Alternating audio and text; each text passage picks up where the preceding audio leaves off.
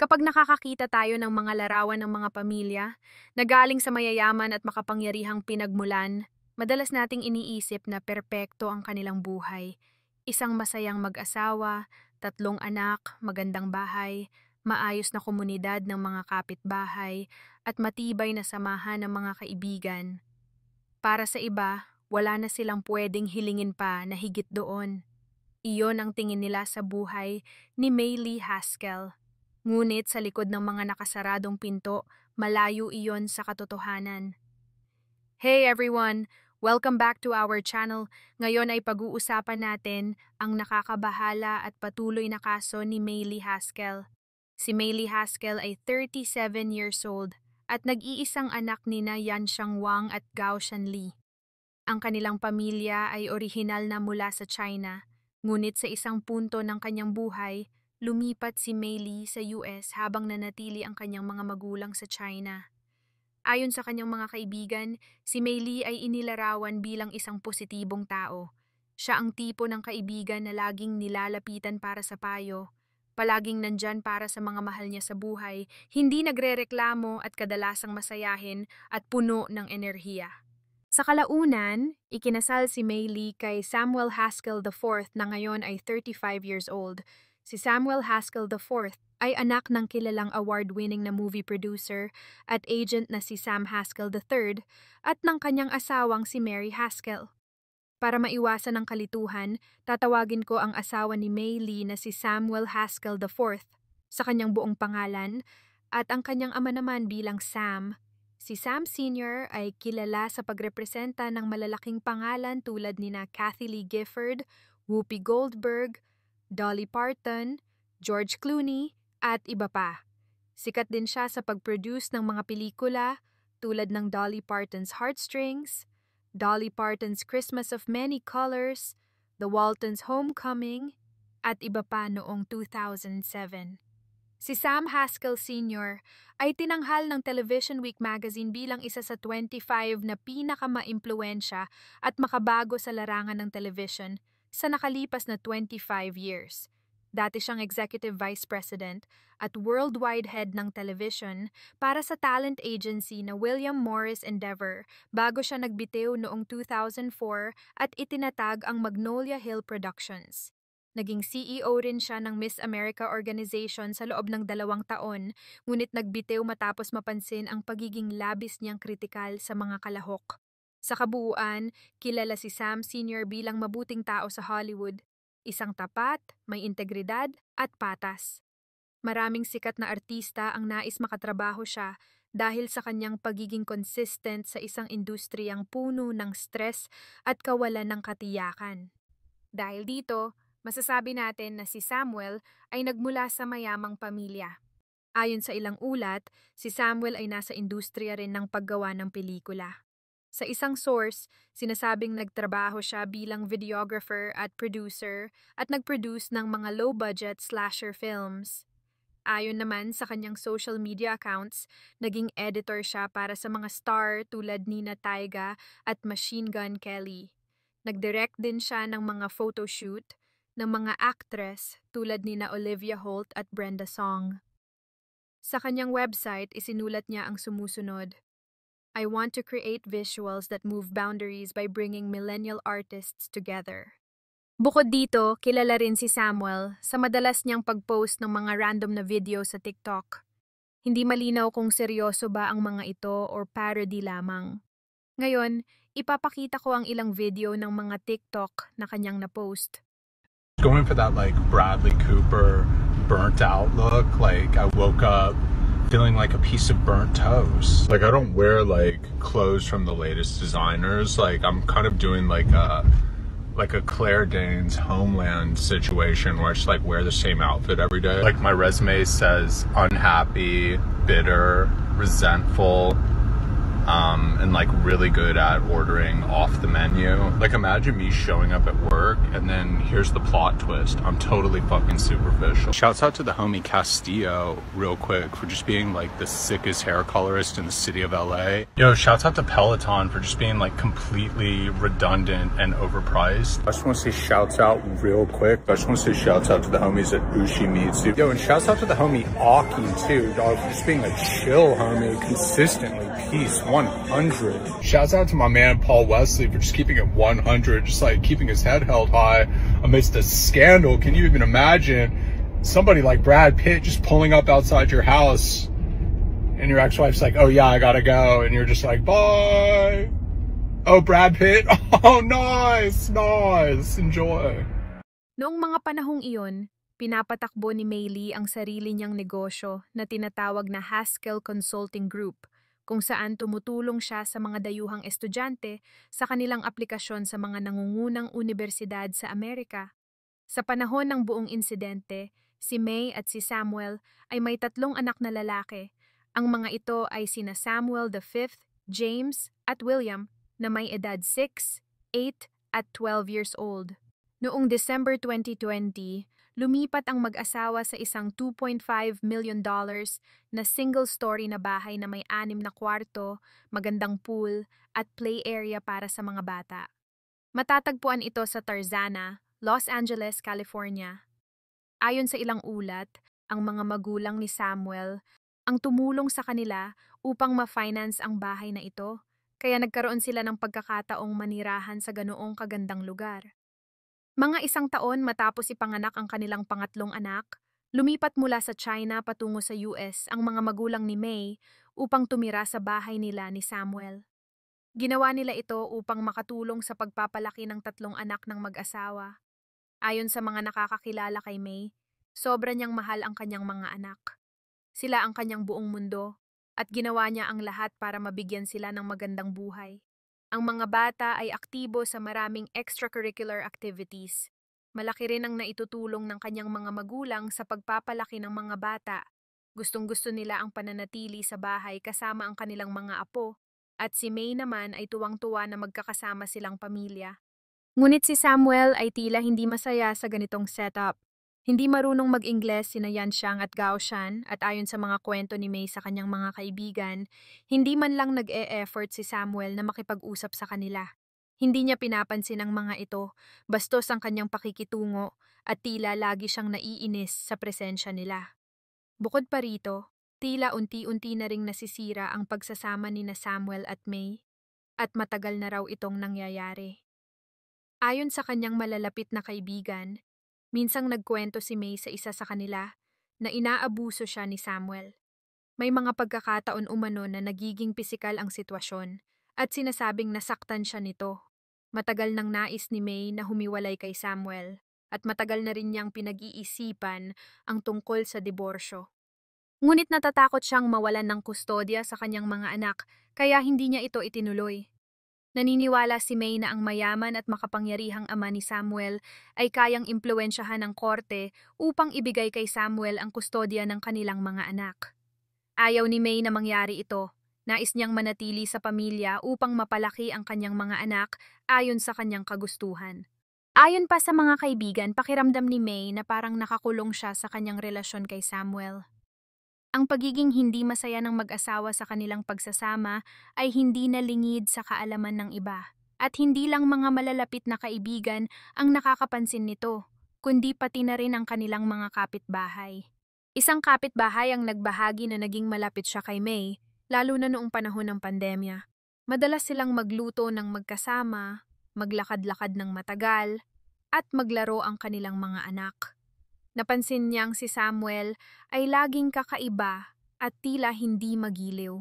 Ang pagiging kakaiba ni Samuel ay karaniwang deskripsyon mula sa maraming tao na nakakakilala sa mag-asawa. Noong linggo, November 5, 2023, isang kaibigan ni May ang lubos na nag-alala para sa kanyang kalagayan dahil maraming beses niya itong kinontak sa pamamagitan ng text, ngunit hindi ito sumasagot. Kilala siya na laging mabilis sumagot sa mga mensahe, kaya't nakadama ng pangamba ang kanyang kaibigan. Pagdating ng Miyerkules, November 8, 2023, napansin ng isa pang kaibigan ni May na si Samuel ang naghatid sa mga bata sa paaralan at hindi si May.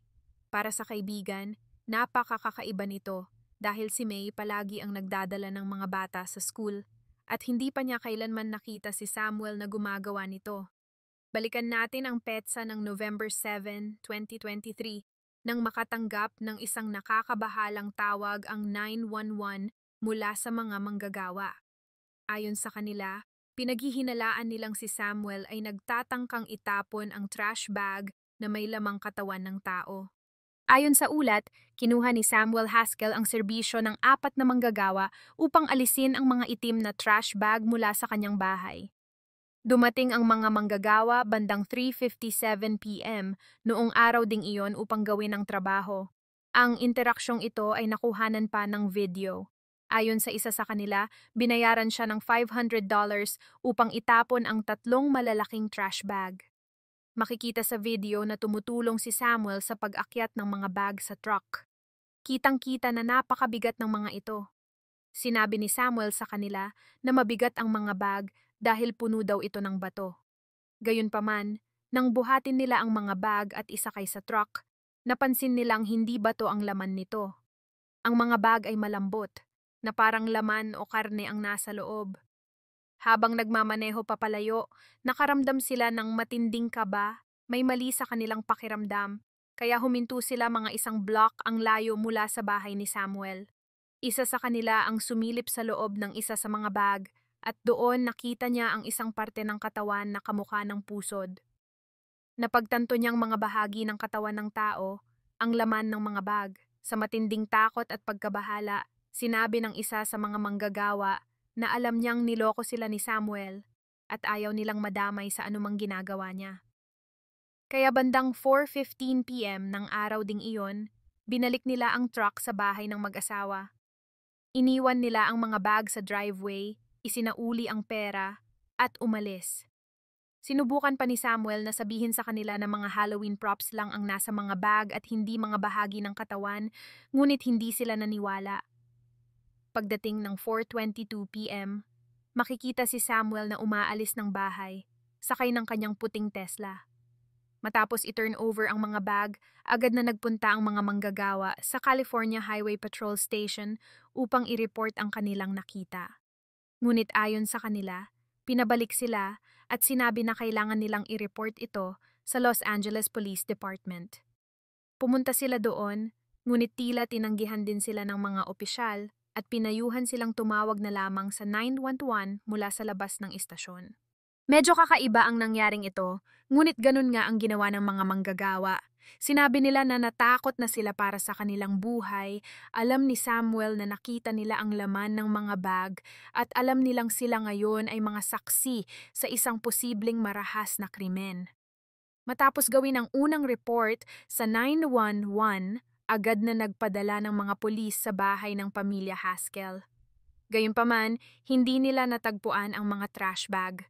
Naglibot sila sa paligid ngunit sinabi nilang walang nakitang ebidensya ng anumang krimen, kaya wala silang dahilan upang imbestigahan ang loob ng bahay.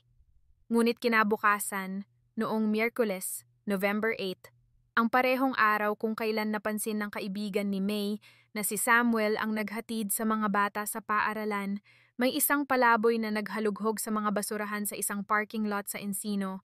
Mga 5 milya ang layo mula sa bahay ng mga Haskell. Doon, nakita niya ang isang garbage bag. Nang buksan ito, natuklasan ang isang pinutol na katawan ng isang babae na wala ng ulo. Agad itong iniulat sa pulisya na dumating sa lugar makalipas ang ilang sandali. It all began with a disturbing discovery of a woman's dismembered body found in an Encino dumpster this afternoon. The police quickly arrived and launched a full-scale investigation. Pop-up tent covers the remains of a woman wrapped in plastic. Detectives say they found only the torso, clad in a bra, and what was left of her pants after her legs were cut off. Nang makita ng mga pulis ang mga bag na may lamang katawan, naisip nilang ito ang parehong mga bag na inilarawan ng mga manggagawa.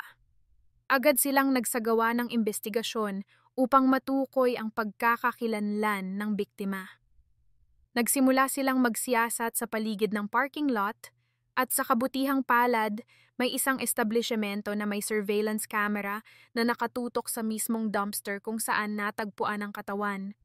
Sa kuha ng CCTV, makikita ang isang puting kotse na pumasok sa parking lot at huminto sa tabi ng dumpster. Mula sa sasakyan, lumabas ang isang lalaki, binuksan ang trunk at nagbuhat ng isang malaking itim na garbage bag at itinapon ito. Matapos noon, isinara niya ang trunk at umalis. Ang pamilya Haskell ay kilala na may dalawang puting SUV, isang puting Volkswagen SUV at isang puting 2014 Nissan Pathfinder. Bukod pa rito, si Samuel ay nagmamaneho rin ng isang puting Tesla, nakapareho ng sasakyang nakita sa surveillance video. Sa kabila nito, gamit ang ebidensyang nakalap, nakakuha ang mga pulis ng search warrant upang imbestigahan ang bahay na tinitirhan ng mag-asawa. Sa pagsisiyasat, napansin nilang parehong nawawala ang dalawang puting SUV ng pamilya. Ngunit higit na ikinabahala ng mga otoridad ang pagkawala ni May pati na rin ng kanyang mga magulang na sina Yan Xiangwang at Gao Shanli. Tulad ng nabanggit ko kanina, napansin na ng mga kaibigan ni May ang pagkawala niya ilang araw bago pa ito madiskubre ng pulisya. Bukod dito, napansin din ng mga kapitbahay ang pagkawala ng kanyang mga magulang. Ayon sa kanila, palaging nakaupo ang mga ito sa harap ng bahay halos araw-araw upang panoorin ang kanilang mga apo habang naglalaro sa bakuran. Katulad ni May, sila rin ay inilarawan bilang mababait at palakaibigan. Kahit hindi sila nakakapagsalita ng Ingles, lagi silang nakangiti at kumakaway sa mga kapitbahay. Ngunit simula noong November 6, wala nang nakita ni isa man sa kanila. Next-door neighbor tells me that her good friend May Haskell, who is missing and feared dead, was an amazing mother known for throwing elaborate parties and birthday parties for her 3 little boys, at one time bringing live ponies to the home for the celebration. But now there is little to celebrate. We knew the family, we knew the parents, and it's just really hard to comprehend. Habang nagsasagawa ng pagsisiyasat sa bahay, agad nilang napansin ang mga bakas ng dugo at may natagpuan ding ilang parte ng katawan ng tao, pati na rin ang iba pang ebidensyang nagpapatunay na isang krimen ang naganap sa loob ng bahay. Nadiskubre rin nila na may kakaibang libangan si Samuel at tila may hindi pangkaraniwang obsesyon siya sa mga weapons. Sa loob ng kanilang bahay, may malawak siyang koleksyon ng mga sandata, kabilang ang mga samurai swords, kutsilyo, crossbow, at ayon sa ilang ulat, may mga baril din siya. Nadiskubre rin ng mga investigador ang isang Instagram account na may username na Tragic Streets. Ang account na ito ay naglalaman ng maraming video at larawan ng mga taong may hawak na espada, gumagamit ng malalaking palakol, may hawak na machine gun, at iba pang bagay na nagpapakita ng malalim niyang pagkahumaling sa mga sandata at kung paano ito ginagamit. Several weapons that are kind of unusual, like, samurai swords, I believe a crossbow as well. Dahil sa lumalabas na mga ebidensya, naniniwala ang mga pulis na si Samuel ang responsable sa pagpatay sa kanyang asawang si May, pati na rin sa kanyang mga biyenan. Dahil dito, noong November 8, 2023, ang parehong araw na natagpuan ang katawan, si Samuel Haskell ay inaresto sa isang mall sa Canoga Park at kinasuhan ng 3 bilang ng first-degree murder. Murder mystery. The son of a veteran Hollywood exec whose wife and in-laws are missing is now under arrest after a grim discovery. Samuel Haskell is behind bars as the search intensifies for his wife and in-laws. This morning, new developments in a murder mystery rocking Los Angeles involving a former prominent Hollywood agent's son. Law enforcement officials say they're currently looking for Haskell's wife, May Lee, and her parents, who live with them and their 3 young children. And while it's unclear how long Haskell's wife and her parents have been missing, police say they responded to a call to the family home last Tuesday after reports of possible human remains in a plastic bag. When the officers responded, nothing was located. There was no evidence that allowed the officers to make entry into the home. The bags that were described were no longer outside. The following morning, police responding to another call. Matapos nito, nagkaroon siya ng bail hearing kung saan itinakda ang kanyang piyansa sa halagang $2 million. tumangging magbigay ng komento ang kanyang ina at ama tungkol sa kaso. Si Samuel ay humarap sa korte at nag-plead ng not guilty sa mga kasong isinampalaban sa kanya. Makalipas ang ilang buwan, ang katawan na natagpuan sa dumpster ay nakumpirmang kay Maylee Haskell. Gayunpaman, ang 2 sa 3 bag na inireport ng mga manggagawa ay nananatiling nawawala. Pinaghihinalaan ng mga investigador na maaaring naglalaman ang mga ito ng mga katawan ng mga magulang ni May.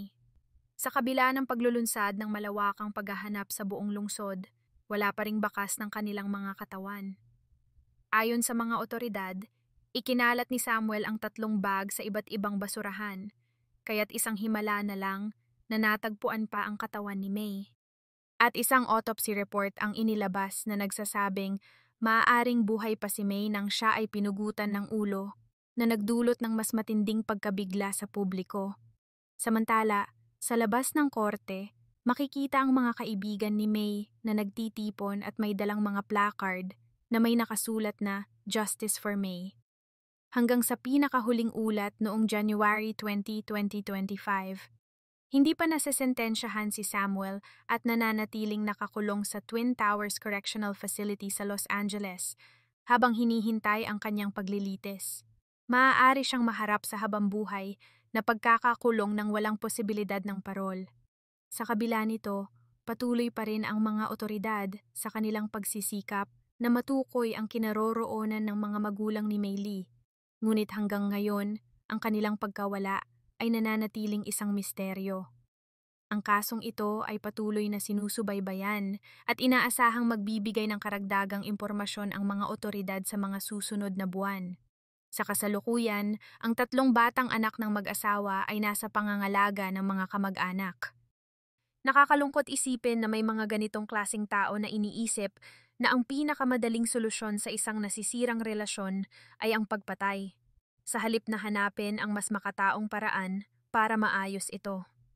Ang kaso ni Samuel Haskell IV ay nagbigay ng malaking epekto sa komunidad, lalo na sa aspeto ng mental health at domestic violence. Ito ay isang halimbawa ng kahalagahan ng maagap na pagtugon sa mga senyales ng problema sa relasyon. Big shoutout po kina Eva Grace Ronda ng Hong Kong, Marietta Alcantara ng Los Angeles, California, Haji Amon, Marilu Velez, Linda Suzuki, Emelita Oruga, Elva Erickson, John Ever, Random Vlogs, Arcel Molina ng Saudi Arabia at Randy Piano ng Palawan.